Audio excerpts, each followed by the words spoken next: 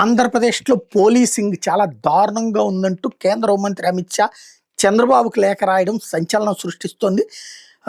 దీని మీద సాక్షి రాసుకొచ్చింది. ఈనాడు గాని, జ్యోతి గాని టచ్ చేయలేదు.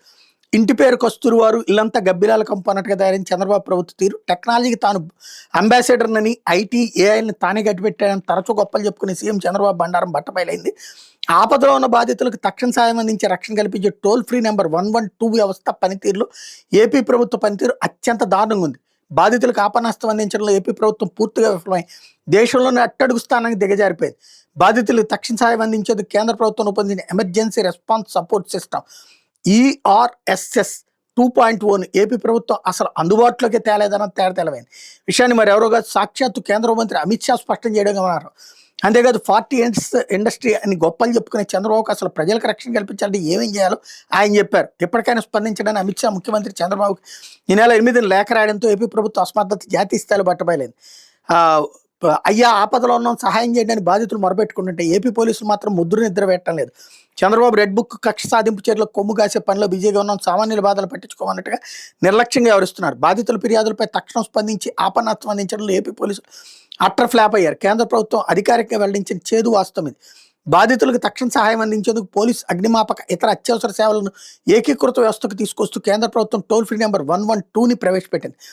ఆ నెంబర్కి బాధితులు చేస్తున్న కాల్స్పై దేశంలోని రాష్ట్రాలు, కేంద్రపాలిత ప్రాంతాలు పోలీసులు ఎలా స్పందిస్తున్నారన్న అంశాన్ని కేంద్ర హోంశాఖ పర్యవేక్షిస్తోంది. దేశవ్యాప్తంగా 112కు వస్తున్న ఫిర్యాదులపై పోలీసుల సగటు స్పందన సమయం 18.28 అంటే 18 నిమిషాల 28 సెకండ్లుగా ఉంటాయి. బాధితుల నుంచి ఫోన్ కాల్ రాగానే 18 నిమిషాల 28 నిమిషాల్లోనే 28 సెకండ్లోనే పోలీసులు వాళ్ళకి తగిన సహాయం అందించి రక్షణ కల్పిస్తున్నారు. ఒకప్పుడు ఈ దేశంలో పోలీసుల సగటు స్పందన సమయం 25 నిమిషాలుగా ఉండేది. కేంద్ర హోంశాఖ సమర్థంగా పర్యవేక్షించిన తర్వాత సగటు స్పందన సమయం 18 నిమిషాల 28 సెకండ్లకు తగ్గింది. ఇక బాధితులు తక్షణం సహాయం అందించడంలో కేంద్రపాలిత ప్రాంతం చండీగఢ్ పోలీసులు దేశంలో మొదటి స్థానంలో ఉన్నారు. చండీగఢ్ పోలీసులు కేవలం 5 నిమిషాల 58 సెకండ్లోనే బాధితులకి రక్షణ కల్పిస్తున్న విశేషమని అమిత్ షా లేఖలో చెప్పుకొచ్చారు. పోలీసు వ్యవస్థను పటిష్టపరచడంలో సీఎం చంద్రబాబు ఫెయిల్ అని కేంద్ర హోంమంత్రి అమిత్ షా తన లేఖలో ఏమాత్రం మొమ్మాట లేకుండా ఎత్తి చూపెట్టారు. పోలీసు వ్యవస్థలో లోపాలపై కొండబద్దలు కొట్టారు. బాధితులకు తక్షణ సహాయం అందించేందుకు చేపట్టాల్సిన చర్యలను ఆయన వివరించారు. బాధితులకు తక్షణం సహాయం అందించేందుకు కేంద్ర హోంశాఖ ఎమర్జెన్సీ రెస్పాన్స్ సపోర్ట్ సిస్టమ్ ప్రవేశపెట్టిన విషయాన్ని ఆయన లేఖలో ప్రస్తావించారు. ఈ అత్యాధునిక విధానాన్ని తక్షణం అమలు చేయాల్సిన ఆవశ్యకత ఉందని గురించి కేంద్ర హోంశాఖ రాష్ట్ర ప్రభుత్వాలతో నిర్వహించిన జోనల్ కౌన్సిల్ సమావేశాలు పలుమార్లు దిశానిర్దేశం చేసిన విషయాన్ని గుర్తు చేశారు. అయినా సరే ఏపీ ప్రభుత్వం తదనుగుణంగా స్పందించలేదని ఆయన అసహనం వ్యక్తం చేశారు. తద్వారా బహుళ signals, artificial, machine learning enabled features, data analytics, inter operator state data exchange మొదలైన అధునాతన సాంకేతిక మౌలిక వ్యవస్థను అందుబాటులోకి తెచ్చిన విషయాన్ని గుర్తు చేశారు. కానీ ఈఆర్ఎస్ఎస్ 2.2 ఆపరేషన్ ప్రొసీజర్ని 21 రాష్ట్రాలు మాత్రం ప్రవేశపెట్టారని అమిత్ షా పేర్కొన్నారు. టెక్నాలజీని తానే గట్టిపెట్టానని చెప్పుకున్న ముఖ్యమంత్రి చంద్రబాబు మాత్రం ఏపీలో ఇప్పటివరకు ఈఆర్ఎస్ఎస్ 2.0ని ప్రవేశపెట్టనే లేదన్నది ప్రభుత్వ వైఫల్యానికి నిదర్శనం.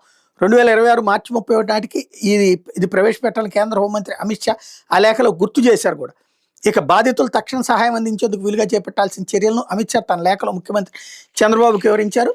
అందులో 112 సేవల మీద విస్తృత ప్రచారం కల్పించండి, బాధితులకి 24 గంటలు అత్యవసర సేవలు అందించేలా ఎమర్జెన్సీ వాహనాల సంఖ్య పెంచండి, ఎమర్జెన్సీ వాహనాల్లో మొబైల్ డేటా టెర్మినల్స్ని ఏర్పాటు చేయండి, ఎండిటీఎల్ని, అలాగే 24 గంటలు పనిచేసిన తగిన వర్క్ స్టేషన్, కాల్ సెంటర్లు ఏర్పాటు చేయండి, అత్యాధునిక సమాచార సాంకేతికత అందించే ప్రైమరీ రేట్ ఇంటర్షిప్ లైన్లు తగిన ఏర్పాటు చేయండి, రాష్ట్రంలో పోలీస్ స్టేషన్లు, అగ్నిమాపక కేంద్రాలు, ఆసుపత్రులు, GIS మ్యాప్లు ఎప్పటికప్పుడు అప్డేట్ చేయండి, డేటా ఇండికేటర్లను ఎప్పటికప్పుడు NSS పోర్టల్ ద్వారా పర్యవేక్షించండి, centre for development of advanced computing సీడాక్తో కనెక్టివిటీ సమస్య లేకుండా జాగ్రత్తలు తీసుకోండి, నేర ఘటనా స్థలాలను వీలైన త్వరగా వెళ్లే వ్యవస్థను అందుబాటులోకి తీసుకురండి అని చెప్పేసి సూచించారు.